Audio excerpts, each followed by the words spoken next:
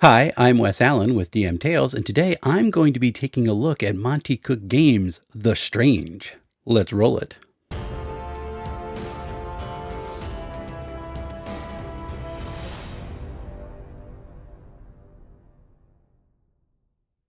Before I get started, I do want to point out that I did get a review copy from Monte Cook Games in order to do this review. I have received no other compensation except for the book to do my free and fair thoughts on the game, which I'm always happy to do. Let's get to the review. I'm going to be doing this review a little bit differently. Instead of talking about the mechanics and the structure of characters and things, I'm going to start with the setting, and because the setting is key to understanding how this game works. The Strange itself is this ancient communications and traveling network that's made up of dark energy that was created billions upon billions of years ago by a long forgotten alien race. And what they would do is they would enter into the Strange, and literally their bodies would be printed at another location in the prime material universe. Kind of like the way that a transporter device works in Star Trek, which is really a disintegration ray. There's been a whole argument about that for years, but essentially you get disintegrated and then reintegrated somewhere else, and you're not necessarily the same person. That's the way the Strange works, but it's on a universal scale, so it's kind of interesting. Those creators eventually lost control of this network they created, and it became infested with these things called planetovores, and they are creatures of immense power who like to find prime worlds, that is, worlds in the real universe that have a connection to the Strange, and then they eat them. So, in a large measure, the whole background of the Strange is an answer to the Fermi paradox, which is why don't we see evidence of alien civilizations out there now that we can look deep into space? And the answer that the Strange gives is because any civilization that reached a point where they'd be able to be detected by the Earth, they became food. They got eaten by a planetovore, and that's why they're gone now. So this is an interesting background for the game. Earth is actually a prime world. It has a unique relationship to the Strange, though, because back when Earth was a protoplanet, there was a fragment of an ancient alien artifact became embedded in the proto-Earth. That has created this field around the Earth that triggered this thing called fictional leakage. And what happens is the stories of humanity actually leak into the Strange, and the way the Strange works in this chaotic sphere of reality, this kind of fractal existence, it manifests all that information into these things called recursions. And these recursions have various sizes. They can be as small as a room or as big as a continent. They tend to grow over time. And creatures inside the recursions might not even be aware of their situation. They might just think they are the people who are living out a scene in a Sherlock Holmes novel over and over and over again, for example. But any creature inside a recursion who does realize what their situation is and the limitations of the world in which they live, they are said to have the spark. They recognize the Strange, they recognize the limitations, they recognize that there are other worlds out there that they could get into. And those that don't have the spark, well, they're just going to go through the motions and act like they live in a full-fledged world without understanding that they're only a small fragment of it. And even if you showed someone who doesn't have the spark, the Strange, they wouldn't really be able to translate it. So it's kind of cool. Now, Earth has a number of recursions in what's called its shoals. It's kind of this low water mark inside the Strange. And Earth itself also has no direct link to the Strange, in part because of this artifact that has been embedded in it. To enter the Strange itself, you have to go through one of the recursions, and that might have actually saved the Earth a couple of times, which is something that's rather interesting in the backstory. Now, folks on Earth who live in, or any creature that lives in the prime reality, they are what's called to have the spark. They can be aware of recursions and understand that there are this different reality, and they can recognize the Strange. However, among folks who have the spark, there are those who are quickened. And what they can do is they can translate into other recursions. Now, Earth has two main recursions. Each has its own unique history. Ardain is a land of magic and sorcery. However, it is not a Tolkien copy. Rather, what happened was there was an experiment in quantum computing at one point that accidentally pinged the strange and they drew a planet of war's attention. And the quick thinking project lead for that quantum computing project realized there was a danger there and quick dumped all the code for his fantasy computer game into the strange, and the chaotic network took all the information and formed Ardane, giving it thousands of years of history in literally a matter of moments. It's a rather unique creation among all the different recursions for that. And the world is completely bonkers. It is created from the body of an imprisoned god named Lotan, who is trying to wake up, and because his body is literally the world, if he wakes up, he will destroy the world. Dead beings in this world do not just translate to some other plane of existence. They wander the halls underneath Ardane, looking to be collected for protection, or eventually some reach Lotan's heart. And when that happens, all that's good about them gets burned away and they rise as demons. It's a really bizarre situation. There used to be angelic beings that served the Maker and his incarnations. The Maker was the person who dumped all the code into the strange, and all of his incarnations were the people who were part of that quantum computing project.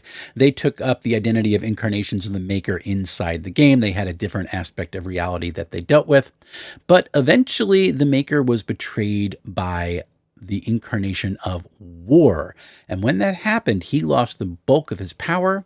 Most of the Maker's incarnations disappeared, and the angelic beings who made up their prime forces, they lost their immortality, and their civilization has kind of fallen into these ruins. There's ruins of this mythic age that abound all throughout Ardane. It's really cool. The incarnation of war is now called the Betrayer, and he's a little off-kilter, as you might imagine. The other one of Earth's main recursions is called Rook. This is a land of mad science and technology. However, it is not the result of fictional leakage. It's not native to Earth at all. It was created as a perfect disk to travel through the strange. It was probably created as a lifeboat of sorts for a civilization that was fleeing a planet of war's attack, and they set out for a destination somewhere in the strange. But a couple incidents happened along the way that altered Rook's journey. First, there was something that actually damaged Rook itself, which broke what they call the true code. And when that happened, it got stripped of some of its identity, including an awareness of whether or not Rook had a specific destination in mind when they set out from their world.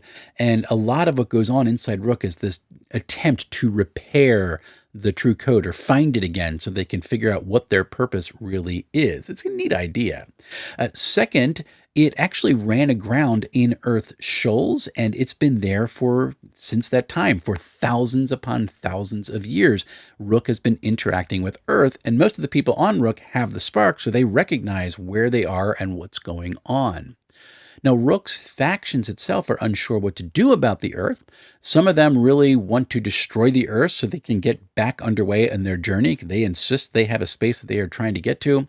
And other folks recognize that there is danger in destroying the Earth because Rook has become so entangled with its reality, and destroying it might destroy Rook. So they are vying for control of what happens to the civilization on this disk in the strange that has forgotten its purpose. It's really rather wild. For generations, agents from Rook have been involved inside Earth's politics, some trying to help Earth out and protect it, some trying to destroy it. It's really wild. And Rook is not just a high-tech civilization, it is actually powered by biotechnology. So it's ripe with skin grafts and implants and organic weapons and pods that take over your being for a while. It's really rather insane. Rook's pretty cool. Both the two core recursions are so unique, it's neat to read through the history of each and imagine how you might adventure in them. Now, besides the recursions, the realm of the strange is a place to explore in and of itself. Various cultures surf the dark energy network in ships. And locations inside the strange are actually varied. It's not all the same. There's actually a place where there's a sanctuary where folks who have a reality seed can go and invest it with meaning to try to create their own recursion. So if you want to create like a pocket dimension for yourself, you can go on a quest to get a reality seed and create your own, which is kind of fun. There's an embassy floating around out in the strange that is from an alien culture or alien survivor of a planet-over attack. They're trying to get some inroads and some understanding as to what's going on around Earth's shoals, even though they know being around is going to draw the attention of the planet-over that's trying to finish the job of destroying his civilization. Kind of fun. Inside the strange, there is an area where an aspect of a planet Ovor actually breeds aspects of itself, and these creatures are trying to infest Earth's various recursions, trying to break into the Earth itself to allow its main being to devour it. Really kind of cool. Traveling in the strange is not just like sailing in the astral sea. Say for Spelljammer, if you are in the strange, you can't understand it. The human mind is not really capable of processing it. So simply observing its reality can create alienation. This is a slow growing psychosis that builds up over time. Travelers inside the strange have various methods in order to deal with and help bleed that off. One of them is a lot of their ships have no windows. You exist on the inside and you never see out, because if you do, you risk going a little bit gaga. So there's three main ways to move between recursions. The first of these is translation, and this requires a character to roll in order to be successful against a target number, the level of the recursion. This can be initiated by any quickened character. So any of the PCs can initiate a translation from one recursion to another. This takes usually about an hour, but certain characters can help and they can speed up the process to shorten it considerably.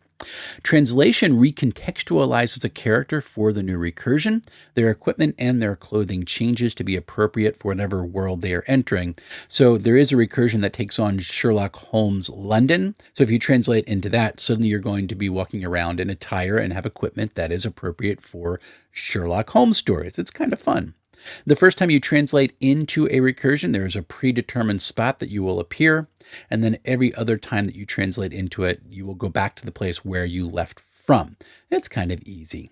An alternative to natural translation is to enter into a translation gate. These are well-guarded portals between different recursions or between Earth and another recursion, and a translation gate will bring you to the two ends of the gate. You will always appear at one opening or the other, depending on your mode of travel.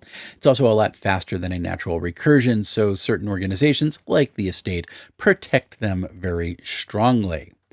The most unusual form of way of moving between one recursion to another is through something called an inopposite gate. This does not translate the character for the new recursion. So if any character enters into an inopposite gate wearing 21st century garb or equipment, they're going to appear in the recursion that gate links to wearing the same stuff. Now, this sounds like it would be great, except if you go into a recursion that is governed by different rules, that they don't have the same physics that we have, like if they are more of a magic based than technology based, then your abilities and your equipment that depends on the rules of your home recursion or the home prime planet, they're going to start breaking down and not working shortly after you arrive. And creatures that go through inopposite gates into recursions, they can even die if they stay long enough because their bodies are not contextualized for that reality. That's kind of fun. I like the way that it's designed. The setting of The Strange is really the core of the book. It is utterly fantastic, and it opens up so many cool ideas for GMs to throw their characters into anything they can think of, and you just say, fictional leakage created this world, and I like that a lot. So The Strange has the typical cipher system makeup of a character. Every character is a sentence, I am an adjective, noun, who, verbs. The adjective is the color of a character's personality. The noun is the core of their being. It would be called character class in a lot of other games. The verb is their specific focus. That brings the other two together and gives it that nice fine edge that makes the character distinct from every other character who might have the same adjective and noun. But here's the thing, there's a twist in the way characters are developed for The Strange, because in new recursions, your verb changes. It doesn't have to. You can drag your focus from one recursion to another, but if you can't do that, then you're going to have a new verb inside the new recursion. So you're not just going into a new reality and picking up new abilities. Every time you go into a different recursion and you are translated into it, you become a slightly different version of yourself. That's what it literally means to translate. And it's one of the most interesting aspects of The Strange. In fact, the way that the character sheet is set up, you have your prime character sheet for your starting point, your world or recursion that you came from, and then you have smaller sheets that will explain how you function inside different recursions. And you have to keep track of them. So there's a little more paperwork involved, but it's really, really cool. I love that idea. The noun in this game is what Cipher System calls types. And as I pointed out, this is as close as you're going to get to a character class inside a Monte Cook game. The types are all distinct from one another. They're going to have starting stat pools with the same numbers, although each character gets 6 points to distribute among the stat pools as they want. Each of the different types has different ability trees. They have different starting edges, which is going to allow them to apply a certain amount of effort into something without having to spend as many points. We'll talk about that in a minute. And each has a table that differentiates one from another for their starting connection to the game. So the general starting point for characters inside The Strange is that they would all be members of the estate. This is introduced actually at the beginning of the book in a dossier which opens up. It's like the first chapter that explains some of the background of the estate and what the problem it is meant to be dealing with is all about. It was founded by the project lead who was part of that quantum computing project that led to the creation of Ardane, and it is actually dedicated to protecting the Earth. And one of the things you find out is one of the ways they protect the Earth is to undermine all quantum computing research. So again, we've been hearing about quantum computing for years inside our civilization. The Strange gives you a reason for why it might not have succeeded yet. The estate is out there making sure that we don't, so that Earth doesn't become food. That's kind of cool. You're not limited to being part of the estate. You can be part of any number of factions, and some of them not even native to Earth. But that's generally the easiest way to break in, and I assume that's how most starting parties for The Strange are going to start out. There are 3 different types that you can play inside The Strange. The first are vectors. These are physical-based characters. They can be everything from soldiers all the way to rescue workers. So it's not necessarily a warrior type. It's just a person who connects to The Strange through their sheer physicality. The next is a paradox. These are intellect-based characters, kind of like the mad scientist sorcerer type, and they're actually the best at initiating a translation from one recursion to another. The abilities they have are not spells or psionics. They're actually called revisions because they kind of revise reality wherever they are, and it makes them rather interesting. And the third of the types that you can play is called a spinner. These are intellect leaning, but they are not necessarily intellect based characters. They lean more on their charisma. They are your jacks of all trade types characters. They are best at speeding up translation. Their abilities are based more on manipulation, like sleight of hand or fast talking. It's a nice mix of different types that you can play, and when you give them their own adjective or focus that changes the way that their personality meshes, you can create some really distinct characters. I do love the way that Monte Cook handles character design. When you are creating them, however, be aware that you're going to be doing a lot of page flipping as you try to figure out how all the different aspects of the character mesh together. Once you get it done, however, it works really, really well. Characters have 3 stat pools inside the game: might, speed, and intellect. These are not static numbers. They are resources which are spent and conserved depending on the situation and what you're trying to do inside the world. You use them to activate things like special abilities or to apply effort, which changes the level for your target. And speaking of level, everything in the game has a level. It goes from 0 all the way up to 10. A 0 is something that is like an automatic action, like getting up and flicking on a light switch. And a 10 is something that's almost impossible, like picking up a building and moving it 20 feet over there. The target number for any check in the game is taking the level and timesing it by 3. If you beat the number, you succeed. But here's the thing. There's almost no modifiers in the game, although rarely you would get a +1 or a +2 at most. So if that's the case, if there's no modifiers in this game, if you're not adding a plus after that d20 roll, how on earth are you going to succeed at a task that is level 7 to 10? Because every one of the numbers, when you times them by 3, is above 20. What do you do? Well, this is where we're talking about applying effort and spending some of your stat pools. You can apply effort to any check. You start out with the ability to apply one level of effort to your tasks, and it costs 3 points from the appropriate stat pool for your first level of effort. And then when you get a little higher up in level, you can apply multiple levels of effort, and each level after the first costs 2 more points. If you have edge in that attribute, that lowers the cost 1 time by your edge. So if you have an edge of 1, your first level of effort only costs you 2 points. It's pretty straightforward once you get used to the language of it. Every time you apply effort to a check, it lowers the level of your target by 1. So you go from a level that you can't hit maybe to a level that you can hit. And then players have skills. If you're trained in a skill, you can also lower the level of your target by 1. And if you're specialized in a skill, you can lower the level of your target by 2. Then players can have things like assets. This could be equipment. This could be help from other characters. This could be special skills that you might pick up along the way. And for any check the character makes, they are allowed to have a maximum of 2 assets for the check. This sounds a little confusing, so let me give you an example of that. A character comes across a lock that they need to pick in order to move on through the adventure or the maze or wherever they are. However, this is a really strong lock in a secure area. It's a level 7, which means that when you times it by 3 to get the target number, you hit a 21. The GM is not giving you any pluses, so this is an impossible task to start out. However, the character is trained in lock picking. So they lower the target level by 1. That goes from a 7 down to a 6.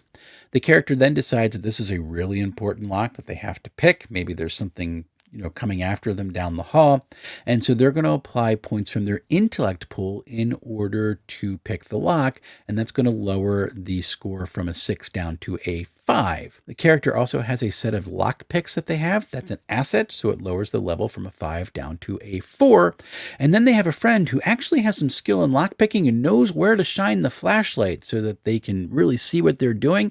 And that's their second asset. That gets them down to a 3. So going through that process, they moved from needing a 21 to hit to needing a 9 to hit, which is a lot more doable. The thing is that all the crunch inside the cipher system is done pre-roll. And I've used it now 2 times working with an in-person table playing Numenera. It is fast, and it's a lot of fun because players are really into how they lower that target number as much as they can. It's a really enjoyable thing. Cipher System is a really interesting system. If you've not had a chance to play it or try it out or look into it, it's really something worth looking at. One of the things I appreciate about Monte Cook games is that they have almost the same how to run the game essay in every book that I've read of theirs so far. It's well written, it is great advice for any game, and it is actually recontextualized for each game, so it'll put the language that fits that book. It's not just copy and paste, it's rewritten a little bit, but the general gist is all the same. That's something that I appreciate about Monte Cook, especially because their system is so different. They want people to understand how to run it. And the advice that they give is applicable for just about any game as well. So that's a really big plus. One of the cool things I like about the GM section is that it gives players a way to have an XP advance, because some players don't want to play a character who is just fresh into the world. They want to play someone who has a little bit of experience. And so if you do an advance, you get a number of experience points to advance your character at the start. But the trade-off of that is that they get some sort of story complication that's commensurate with the amount of the advance that they get. So that's everything from being unlikable in general to being hindered for all kind of social checks to actually being wanted by the law and hunted, maybe on Earth or in several recursions that you might need to travel to. So there's a trade-off. That history that gets them the experience also gives them a history of giving them things like enemies and issues that they might have to resolve. It's a really nice way to handle it that I appreciate a lot. It also has some really cool advice in the back of the book on helping players manage their first translations into different recursions to help them figure out the way to function under the new laws that govern this new recursion that they're going into. All told, the advice in the back of the book is really good. There's a nice starting adventure in the back as well that gives you a whole bunch of neat tropes, as well as some advice for creating your own adventures that build off some significant plot hooks that they give you. It's really well written, it's well designed. There's a load of cool stuff to add into the game that is optional. For GMs, it's a brilliant section that is a must read. So the book itself is 418 pages, although the last material in the book, which is a character creation summary, is on page 413.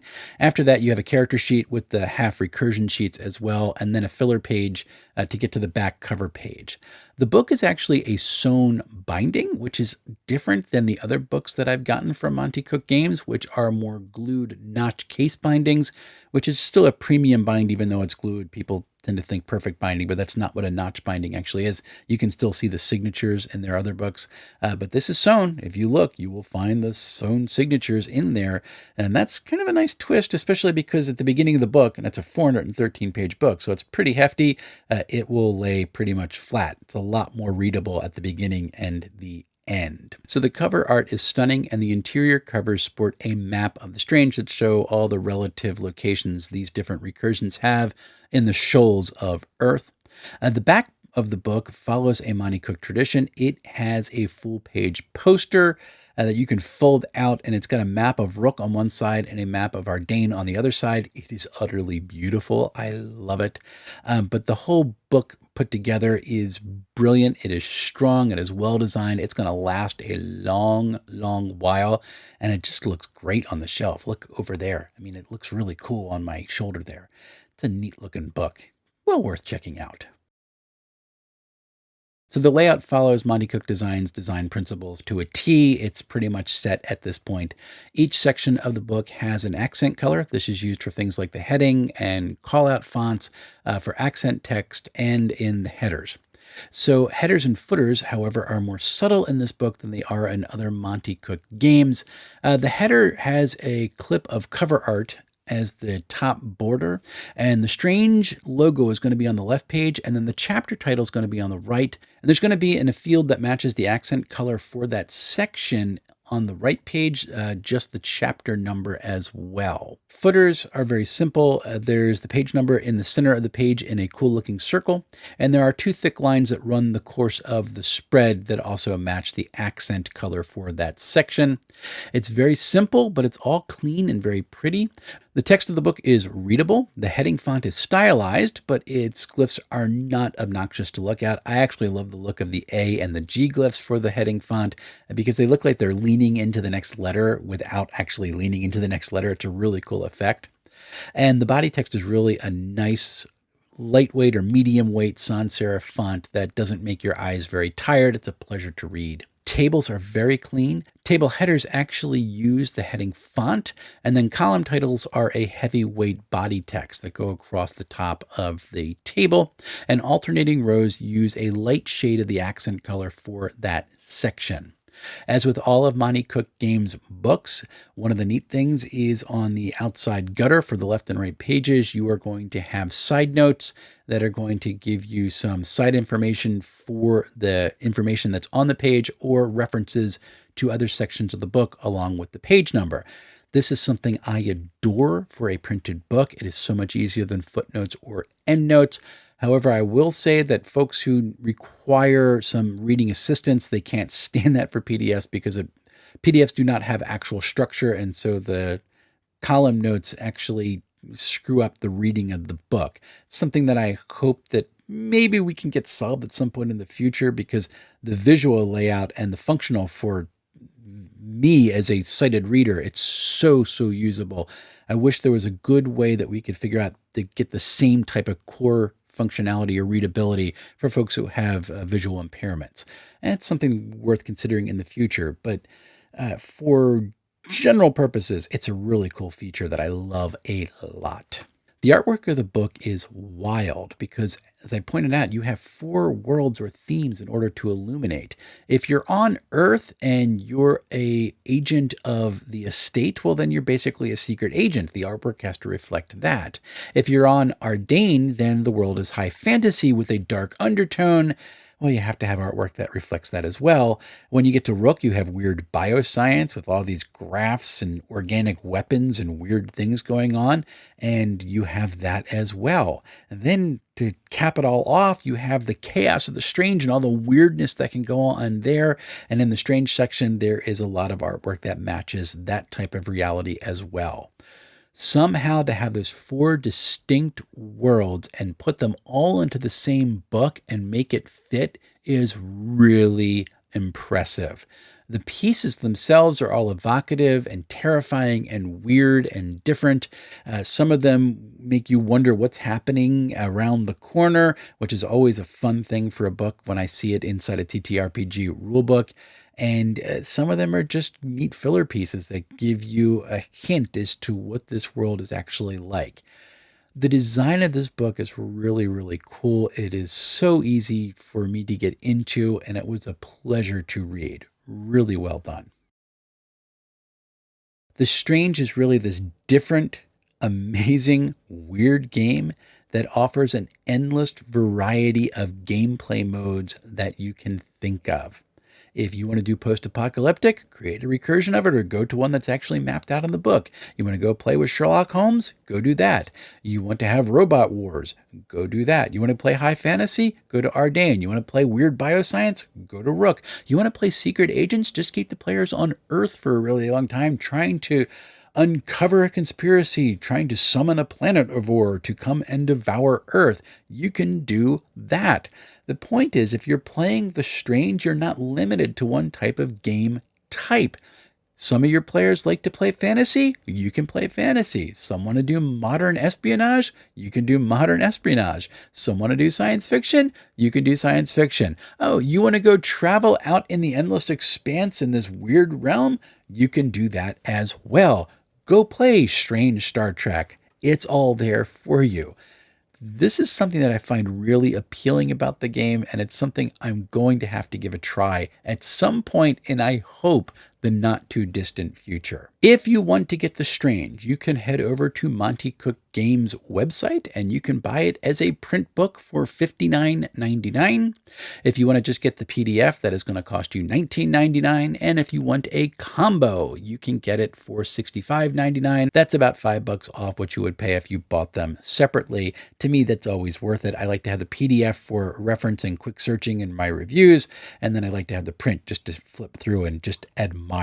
Really cool stuff. It's a premium product. It does have a premium price, but there's a lot of material in here that can keep you going for months and weeks without having to touch anything else. It's a really cool game. Now, coming up on the channel, I have been given a review copy of Candela Obscura. I have enjoyed my start into reading that book. Really cool. I want to have some information or some first look stuff for it in the next couple of weeks, just to tie in with the fact that this book just got released. It's a really neat game with some cool ideas behind it. I'm enjoying it so far, as I said. Also coming up, I do have some live streams scheduled. First up, on November 29th, the week after Thanksgiving, I am going to be reviewing the two co-founders for Two Little Mice Games. They are one of the premier RPG designers in Italy. Their latest game, called Outgunned, it takes on all the 80s action movie tropes, but they have some other cool fantasy ones as well. I am enjoying kind of taking a look at the basis of their system, and I can't wait to have a conversation with them. After that, I am going to be interviewing none other than the Dungeon Minister on December 4th. That's going to take place at 1 p.m. because we just had to work on our schedules to make sure that we could get together. I've been looking forward to talking with him for a very long time. It's going to be so great to chat, talk about our different experiences, and maybe some other cool stuff as well.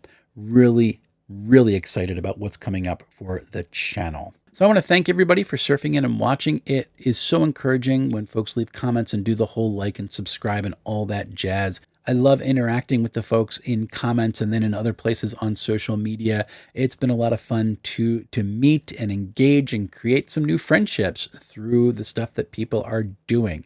So if you are interested in this type of content, you want to come back, please do the like and subscribe thing. I would really appreciate it. It helps the channel out a whole lot. And if you are interested, you can join one of these fine folks. That is the right thumb. Yay. And join my Patreon. There's not a whole lot of benefit I get. It's more just a support of the channel.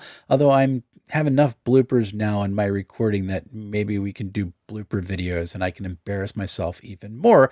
That would be a lot of fun. Also working on some adventures that eventually I'll put up there as well. All of that is really good. I am just so excited for all that's going on in the channel. What a year it has been, and I am looking forward to all the cool stuff that is coming up, including PAX U in 2 weeks. I am so psyched. Until we see each other again, folks, happy playing, everyone.